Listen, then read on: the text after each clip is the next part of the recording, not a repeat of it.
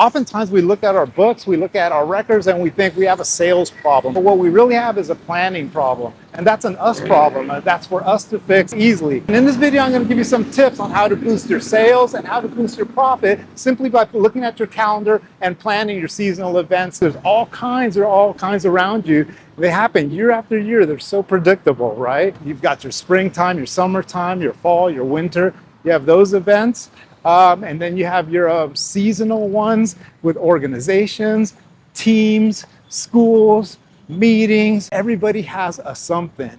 Everybody has a something, and you can be part of it because you know what? They want you to be part of it. They don't know you exist. They need somebody like you to call them, remove that friction. You call them and say, you got a problem? I got a solution, right? And sandwiches, I'm your person. I'm your person. So that's what we want to do. This place is busy here. I'm in Bangkok, Thailand, enjoying a little vacation. One of the local markets here called the Phrakanong district, and they look like they're gearing up for the nighttime event here. And that's what I'm talking about. If you look at them, they're prepared. They are well stocked for business. All of these shelves are full. They're ready to go. It's just before dinner. And dinner, when the sun goes down, that's when the party starts around here. That's when everyone comes home and everyone starts buying food for dinner. It's really fun. But one thing for sure, day in and day out, these people are ready for action. And that's how we should be too. Maximize our profits all the time. Just look at the calendar. The customers are coming.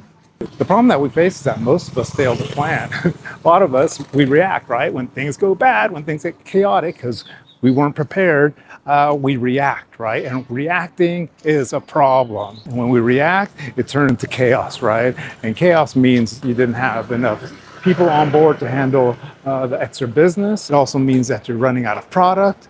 You might have to go to the emergency backup store. That costs money. And it's a disruption in your workflow as well. But yeah, just don't guess anymore. Just make the calendar and map out the full year. And you can just break down that calendar in quarters. You got the winter, spring, summer, and fall, because each one brings its own event. I found that springtime had the most events and most opportunities. It might be different in your local area. In the springtime, you have graduations, school events, teacher trainings, meetings and conferences of all types. That's the season where everything comes alive. For some reason, medical centers and everything, they plan a lot of their events, a lot of their trainings during that time. And of course, the school has the end of the year functions, right? It could be like Spirit Week, it could be Senior Sandwich Day. That's what we used to do, Senior Sandwich Day, which is always like 400 sandwiches per order every spring on the calendar. And I would say that the summertime actually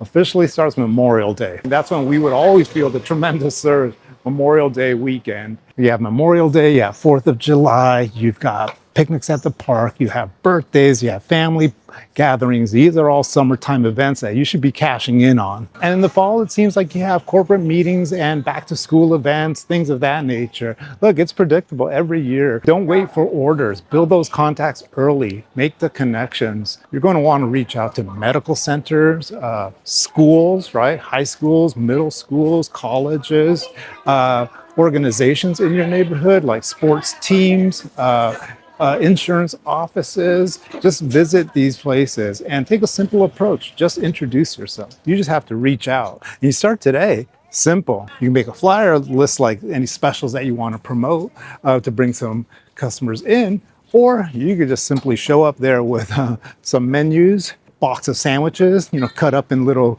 quarters with toothpicks in there, and you go take it to them and you say, hi, my name is so-and-so. Just want to bring you some sandwiches. Here's a menu. Here's my business card. If you have any events that are coming up, I'd love to be able to service those for you. And then they might just book one right there with you, or they may contact you soon enough. But that's what you do, nice and simple. I have to say that because when I first started, I was just like a little unsure, of how to do that. But after a while, it was really casual. And they like to see you. They like that you show up there, and they appreciate the hustle. And then they also appreciate you just taking the time. You know why? Because no one else is doing it. Nobody else is doing it. That's what they would tell me. And when you contact these people, just ask them, who's responsible for the food orders, right? Simple, friendly, who's responsible for food around here when it gets busy? And they'll let you know. And you could always offer them a few free sandwiches cut up, like 24 pieces or so, right? Take a few sandwiches and cut them up in quarters or thirds.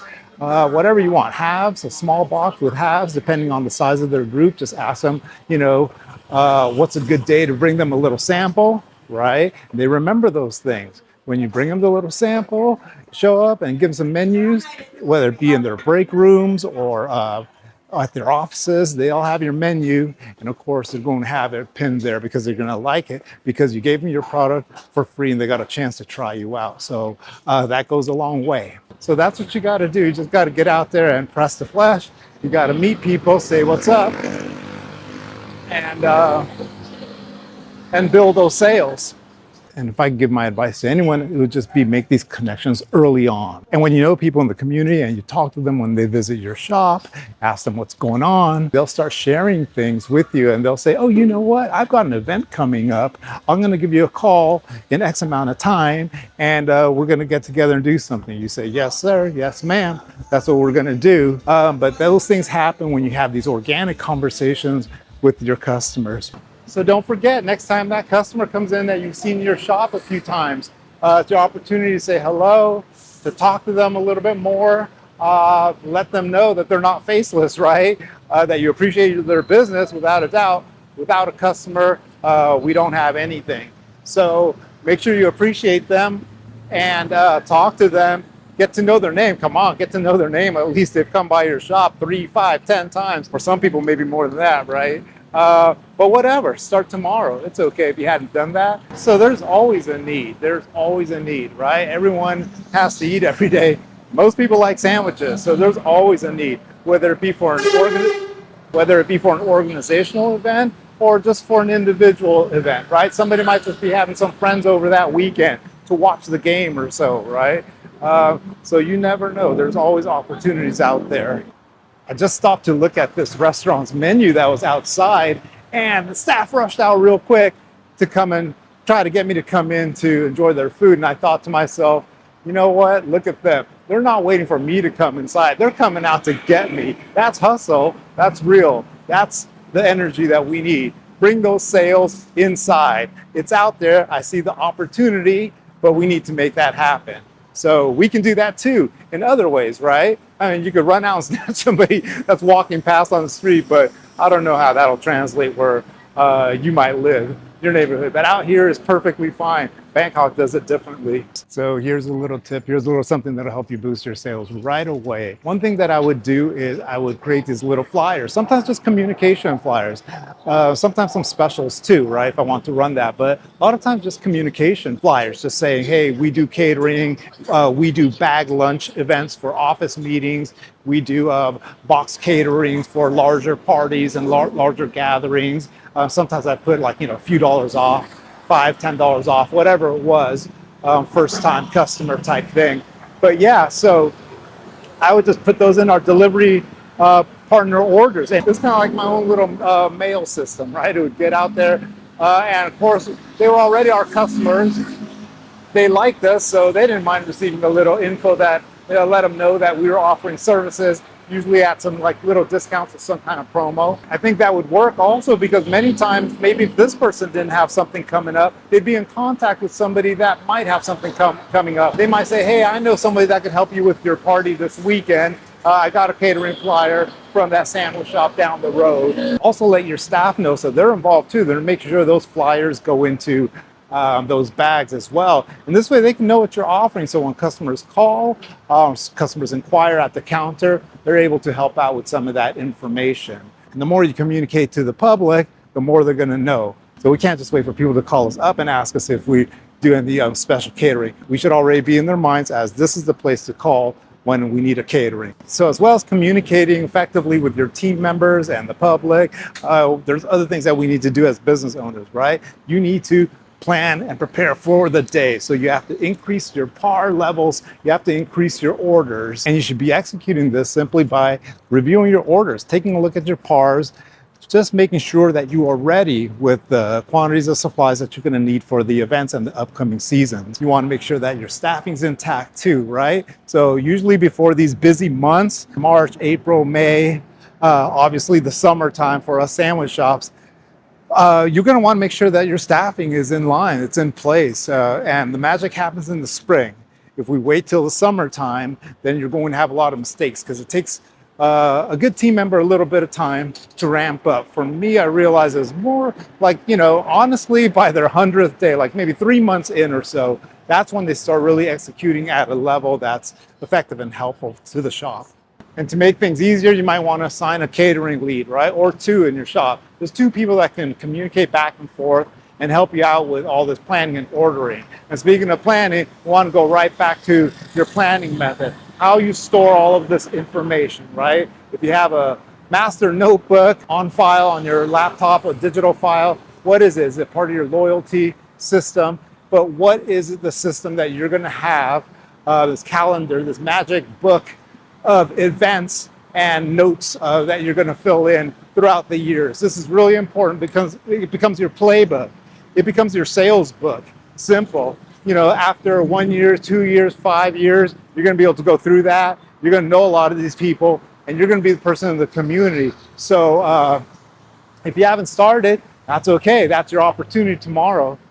Start with one. Start with one business, one organization, one thing, and execute that well. That's another reason why you want that training completed, because you want to execute these well, because they're giving you a shot at their event.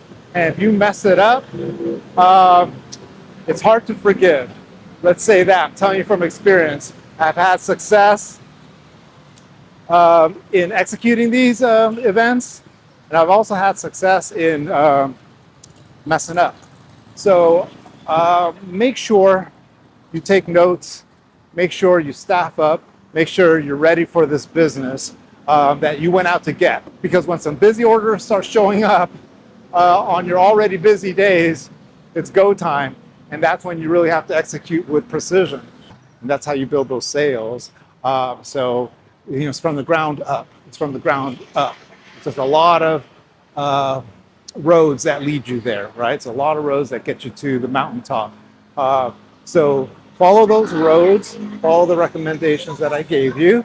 Look at that calendar, plan it out, zoom out, fill it in, get those sales, get it going. There's all kinds of little things you can do. The opportunities are all around you. The opportunities are all around you. But just prepare yourself, because when it starts to compound, it really starts to compound. You'll start building sales from flyers and information that you're giving out at the offices. And year after year, it just builds more and more. It just builds more and more. So all that info that you put out there starts to compound. Your execution compounds along with it. And before you know it, your sales and profit are compounding too. So you can do it. Go out there and do it. That's what you signed up to do for, right? You want to open a business. You want to open a sandwich shop. That's how you do it. Boots on the ground. You get out there and you start talking to people. Build that network. Build a network. Plan it on the calendar so you can predict when your sales are going to happen, right? If we're going to be out here hustling, we're going to be out here grinding, then you want to be everyone's go-to. You want to be everyone's favorite, okay? So there's no secrets. There's no secrets. We just have to execute and believe that we can do it. So go ahead, get excited about that business, right? Go out there and reach out to people. Get to know the people in your community, right? Listen, without people, without connections, we don't have a lot as humans, right? Not in business and not in real life. So get out there, don't half-step it, right? You got into this business to make some money, right? Our hopes and dreams shouldn't end on the design table, right? We say, this is what it's going to look like, and on opening day, we go, that's it. No, that's just the start, right? So we have to build it. That's just the start, okay? And there's so many things that we can do to help build these sales. All right, I hope that some of those things are useful. Some of those things are something that you could take to your shop today, tomorrow, and start working with them and applying them. See if it could boost your sales, see if it could boost your profit. And hey, if it does, or if you have any comments, any more questions on what I just said, go ahead and drop it in the comments. Also in the description of this video, I dropped a free checklist for you guys. If you're opening a shop, you want a checklist, there's lots of things that you need to remember, a lot of things that you can forget too. So go ahead and click that link. That's a good start. It's about 6 pages long. We often fly blind, and so that it makes it really difficult to keep track of everything. Anyway, that checklist can help you get going. All right, guys, I'll talk to you soon.